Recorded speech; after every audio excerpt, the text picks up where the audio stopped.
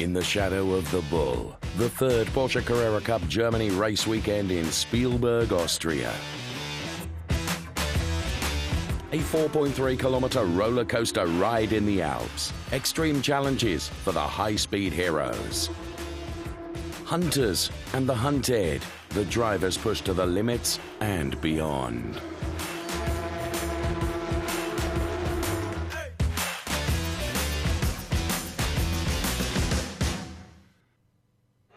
The local heroes from Austria know the Red Bull Ring inside out. Luca Rettenbacher, Sebastian Dorm and Nicholas Scholl. A true home advantage, or just more pressure? It's pure motivation for me. I'm just glad so many people are supporting and watching me. I'm looking forward to a super cool race. The big goal for all young Austrians, an overall triumph in the Porsche Carrera Cup Germany. Their compatriot Thomas Preining from Linz achieved this feat in 2018. Preining is fighting for the ADAC GT Masters crown this year. The triumph in the Superfast One-Make Cup has paved the way for him. The Carrera Cup is the best academy you can find in GT sport. It's an extremely tough competition. The performance level is very high. The car is incredibly difficult to drive. You learn from scratch how to drive a car, and then you have to constantly improve if you want to compete with the top drivers. If you can win in the Carrera Cup, you can cope with any other car, and you'll be fast after 3 laps. Another Austrian, an old acquaintance, will be a guest driver for Black Falcon in the amateur classification. Philipp Sager is preparing for the Porsche Super Cup, which visits the Red Bull Ring on the 28th of June. He'll present a track he knows so very well. He lives only half an hour away from the circuit. So there we go, main straight Red Bull up to 6. Sometimes it's only 5th, today 6. Turn 1, third gear, try to go on the throttle as early as possible, carry in as much speed. Maybe I could have carried more speed into the corner. Today the exit was pretty good. Here, turn 2, we try to brake as late as possible, shift down to first gear, turn in, didn't touch the ABS completely, but that doesn't matter. Maybe I could sacrifice the entry a little bit more for the exit. Going down in 5th gear, hit the limiter, brake late, 2nd gear up over the curb. I could take more curb here, full throttle, speed up to 5th. Here the first left-hander, the car has a tendency to understeer, could go on full throttle earlier. And here I'm not rolling in as fast as I should, and I'm not on the throttle as early as I should. I can improve that. We come to the fastest corner, 4th gear rind corner. Yeah, that's nice. Throttle in between these two, and here full over the curb. This was a lap with Philipp Sager on my home track, Red Bull Ring, Austria. Cheers. Crunch time on Saturday morning, qualifying in perfect conditions. Spielberg is famous for one crucial factor, the track limits. It's not easy to keep them in mind and still be fast. We always try to get very close. We have to, otherwise we aren't fast enough. You can easily exceed them by 5 or 10 centimeters, but we don't do it deliberately. That's just the way it is. But the consequences of violations are grave as the lap in question is annulled. Michael Ammermuller failed to get a grip for the first race and will only be starting from P9. His teammates did a better job. Dylan Pereira will be starting from P2 on the grid, with Julian Andlauer lining up alongside him in P3. Larry Ten Voorde sealed his 3rd pole position so far this season. Things are going well for the Dutchman, but he isn't fully satisfied. The first set of tyres was superb P1. I was in traffic with the second set, so I had to slow down. The tyres were past their peak then. It was a pity because another pole would have been possible. On the grid for race 1 on Saturday, perfect conditions. Luca Rettenbacher, the best Austrian driver in P5, Larry ten Voorde on pole, followed by the 3 Lechner drivers, Pereira, Andlauer and Simenauer. We have 5 red lights. When the lights are out, we go racing as we head uphill. The steep uphill climb towards turn number 1, the right-hander, which is a Castrol Edge. Everything's okay at the start. Luca Rettenbacher passes Jean-Baptiste Simenauer. Larry ten Voorde does run wide, but he manages to stay in front. For the first time of asking then, into the Remus turn, and let's go on board with Jean-Baptiste Simenauer, who's fighting with Tony Wolff in the number 14 car from Car Collection. We pick the cars up as they run downhill towards the Rausch turn, and as they turn into the right-hander, we go on board with Andlauer, and Simenauer spins. Lucas Oertel and Tim Zimmermann cannot avoid the crash. And there is carnage right across the exit of that Rausch turn. As you can see, it continues downhill, and 3 cars involved in that and very heavily damaged. On board from Berke Bessler then, we can see the same situation, and it all unfolds, and good avoidance from Berke Bessler and also from Reese Barr in the Porsche racing car. And there we can see the spinning number 27 car of Jean-Baptiste Simenauer, which then gets absolutely collected. Very quick avoidance reactions came from Alex Harkin-Acker and also from Igor Valilko. Let's hear from Jean-Baptiste. From the beginning of the corner and the braking, I had start to lose the rear. And all the corner during, I have a lot of oversteer. I tried to keep the car straight, but I couldn't. I put some wheel on the gravel, and I tried to stay out of the track, but I can't, and I come back in. Well, red flags, as you can see. Race has been suspended. Lucas Oertel and Tim Zimmermann and Jean-Baptiste Simenauer all seem to be okay, which is great news indeed. So the cars then will line up behind the safety car before the race is resumed here at the Red Bull Ring. Porsche Carrera Cup, race 1 of 2 this weekend. And you can see weaving from side to side from Larry ten Voorde to try and maintain and regenerate some temperature into those tyres before the cars are released once again. On board with Larry ten Voorde then as he goes around the last corner for the restart. The top 5, Larry ten Voorde, Dylan Pereira, Julian Andlauer, Luca Rettenbacher and Henrik Skoog complete the top 5. On the way up towards turn number 1, the Castrol Edge turn then, following the restart, and on board with Henrik Skoog as he heads towards turn number 2. Now this is Luca Rettenbacher diving to the inside of Julian Andlauer. Now you can get such a good momentum off the back of the Remus turn that you can see here Julian Andlauer is able to recover his position and prevent the car of Luca Rettenbacher from going through. Brilliant onboard shots as the car's now slow. Now Luca Rettenbacher will try and go through on the inside, and yes he does, so he does manage to put himself ahead of the number 2 car of Julian Andlauer. However, Julian Andlauer's not done with this. King of the late breakers then as he dives to the inside, and there you could see that Luca Rettenbacher was about to turn in and then realised that the gap he wanted to turn into was refilled by the Alpine car of Julian Andlauer. We turn our attention to the amateur classification. It's Matthias Jeserich in front of Andreas Skabanski. However, the latter makes an error. As you can see, under braking, he has to retire. It's the end of the race for the number 66 car with damage. On board with Julian Andlauer now, who is behind Dylan Pereira. This is the battle going on for P2 as Julian Andlauer puts himself right alongside the car of Dylan Pereira, going uphill towards the Remus turn. So on the inside, it is Dylan Pereira, and Julian Andlauer stays to the outside, which is also the outside for the next turn, turn number 3. We can see it all from being on board with Luca Rettenbacher. Looking back now from the number 3 car of Dylan Pereira as this fight unfolds. And of course, Luca Rettenbacher is trying to buy back into this battle as well.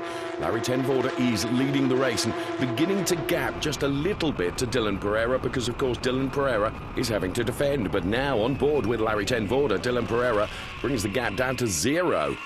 And Larry ten Voorde is under some pressure now. Dylan Pereira gets a very sideways moment and controls it beautifully with opposite lock. However, his line out has been compromised and Julian Andlauer did not need an invitation twice to go through to pick up that P2 place. We're on board with Igor Valilko fighting with David Kolkman, and also Sandro Kaibach wants to buy into this fight as well as they head up towards turn number 2, the Remus turn. There is the Sandro Kaibach car just waiting to pick up the pieces of this fight that is going on between Igor Valilko and David Kolkman, but Igor Valilko stays ahead. So Larry Tenvorder leads, but he is really under pressure from Julian Andlauer now, who's getting really close and is really beginning to pressure Larry Tenvorder. On board with the Larry Tenvorder car, Julian Andlauer tries to sell him a dubby around the outside and takes a look at the inside. A big lock up there, and Julian Andlauer and Larry Tenvorder almost side by side now. Julian Andlauer, this is for the lead of the race. Once again, they go absolutely side by side. Firm but fair fighting between the two of them for the race lead. So on board with Larry Tenvorder, and there you can see in slow-mo the lock-up that came, and that really played into the hands of Julian Andlauer, who was able to get then right alongside Larry Tenvorder, and that continues. Dylan Pereira also trying to take advantage of this situation as well as it continues for corner after corner. All for the lead of the race, and of course the valuable podium positions and the points up for grabs as well. Andlauer now will try and outbrake Larry Tenvorder going through turn number 3. Is not able to do so, has to dive back in behind the Dutch racer's car, but now a mistake from Julian Andlauer. Just as he dived back in, he made a touch on the Larry Tenvorder car that unsettled Julian Andlauer's car. He ends up going through the gravel and the grass. Let's see it again in replay. And I suspect it was the classic switchback that he was trying for, going from the outside to the inside. But Larry Tenvorder's car was in the way, and therefore he's out on the grass. Let's hear from him. At turn 4, I just did, I think, the mistake of the race. I was straight behind him in his slipstream, sorry. And I didn't realize that I was so much on the outside of the track. I touched a little bit of gravel, and I went out. It was over for me.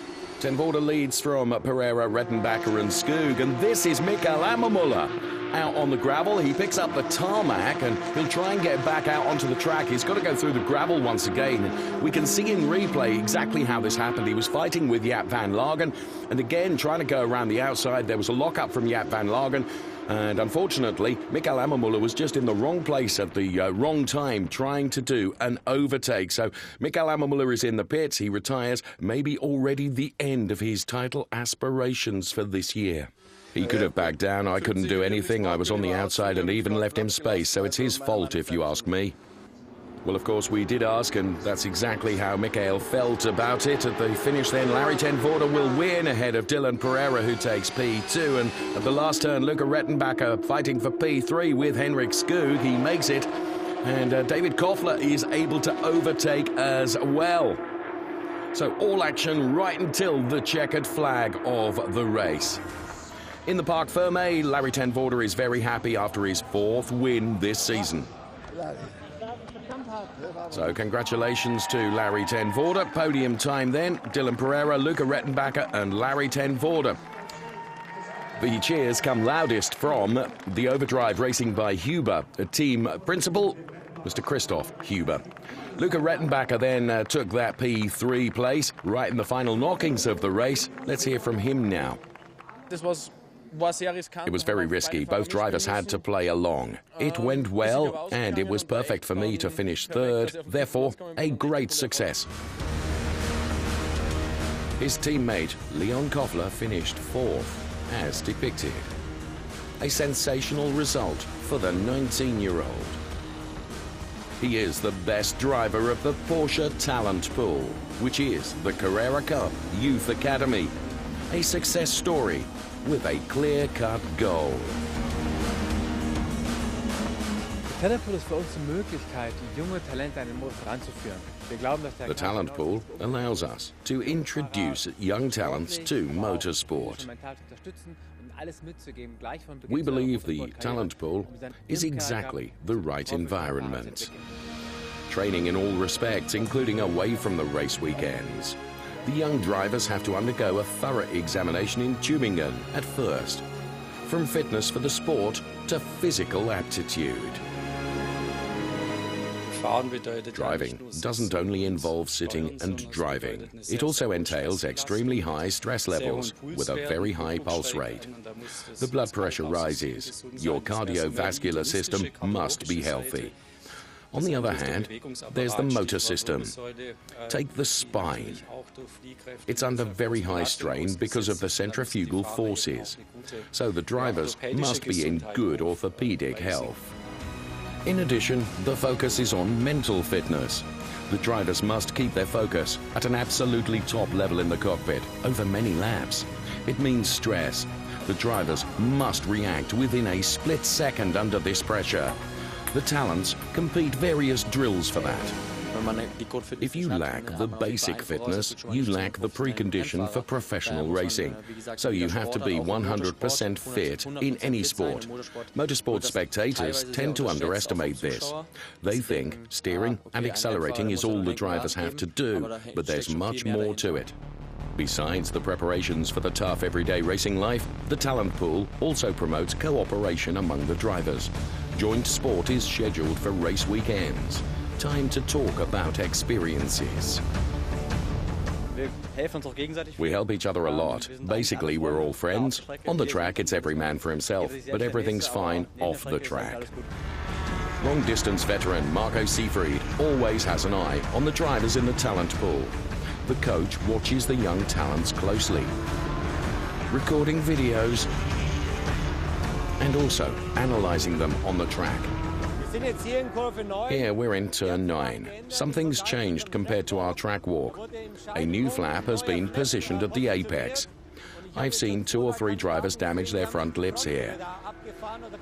One of my talent pool drivers does it almost every second lap. I'll have to be hard on him later. It's an absolute no-go to damage your lip there, because it'll be very difficult for him in the race. He will have a lot of understeer, so we must remedy that. He gives his drivers feedback right after training sessions and races. We try to pass on a lot of information and also experience to the lads, so that they can improve quickly and, of course, to avoid a few mistakes. It happens faster if there's someone who is able to tell them. It's better to do it like this. The lads benefit from it. Seefried has been active in racing for 28 years. He's invaluable for the aspiring talents. He's very experienced and can give us a lot of advice, not only in terms of data, but start, braking, or any possibility to improve. It helps us a lot, and I'm glad that he is here.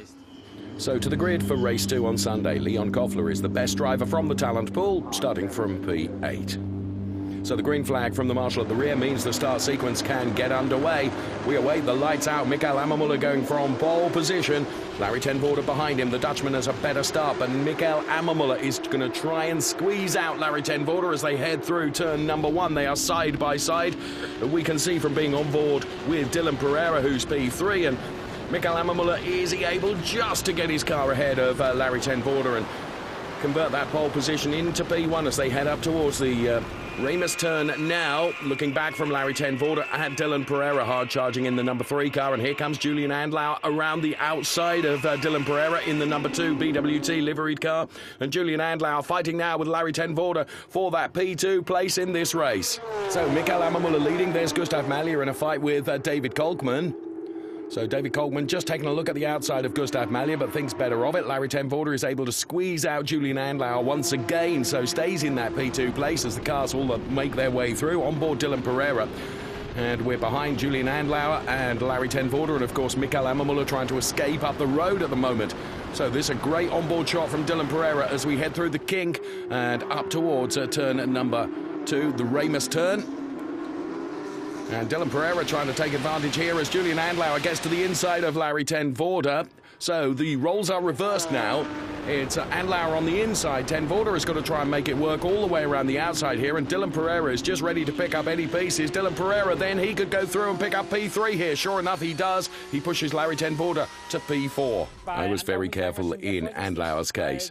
I'd have hit the gravel if he had pushed me outside. It was the same situation as yesterday when Andlau made the mistake. I wanted to avoid that, and then Pereira passed me too.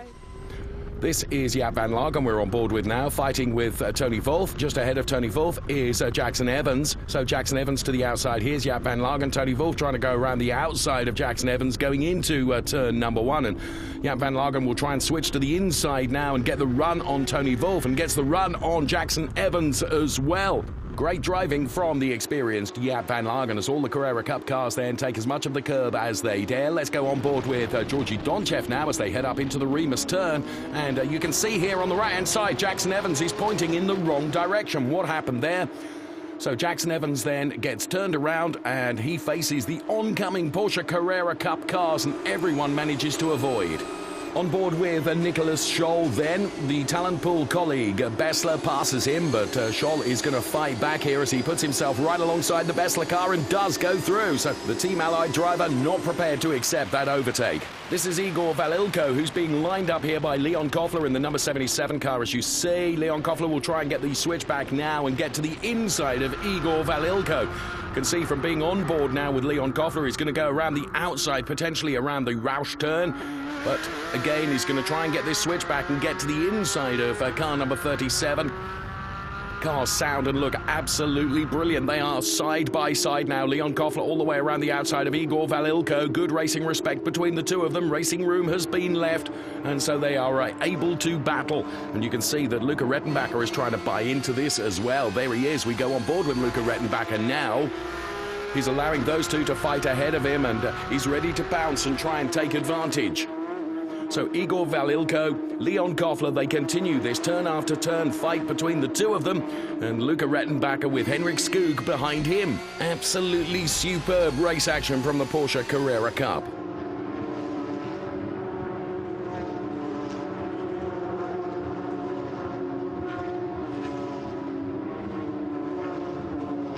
This is Gustav Malja, who's being pursued by David Kolkman into the Remus turn. There's a little lock-up, as you can see, from Gustav Malja. That allows David Kolkman to get just a little bit closer in the number 5 car. This is Nicholas Scholl, then, who's fighting with the number 37 car of Igor Valilko. Gets alongside Igor Valilko and should be able to go through here, although Igor Valilko has got some momentum, so they are side by side. Now, the advantage Leon Koffler here has is the inside line. Luca Rettenbacher trying to get to the inside of Igor Valilko as well, and he does. Igor Valilko was about to turn in, but then he realized that the gap that he wanted to turn into was full of the number 92 Luca Rettenbacher car. So this was where Rettenbacher made the decision to dive to the inside. He was able to rotate through the turn, and that means that he picked up that P6 position. In P1 is Michael Ammermuller, but he is being chased by Julian Andlau. We can see inside the cockpit of the car. And on the pit wall, you can see Walter Lechner Sr. to the right-hand side of that picture. Up to the Remus turn then, Michael Ammermuller heading Julian Andlau, but Ammermuller locks up and then allows Andlau to go through. So a mistake there from Michael Ammermuller, which it has to be said are relatively rare, but Julian Andlau was just in the position where he was able to put himself inside of Michael Ammermuller, so this fight is for P1, and sure enough, Julian Andlau does go through and picks up the lead of the race. I was so much looking for the first position that I was pushing and giving everything, so I think it's maybe the determination. This is Gustav Malja as David Kolkman approaches from behind.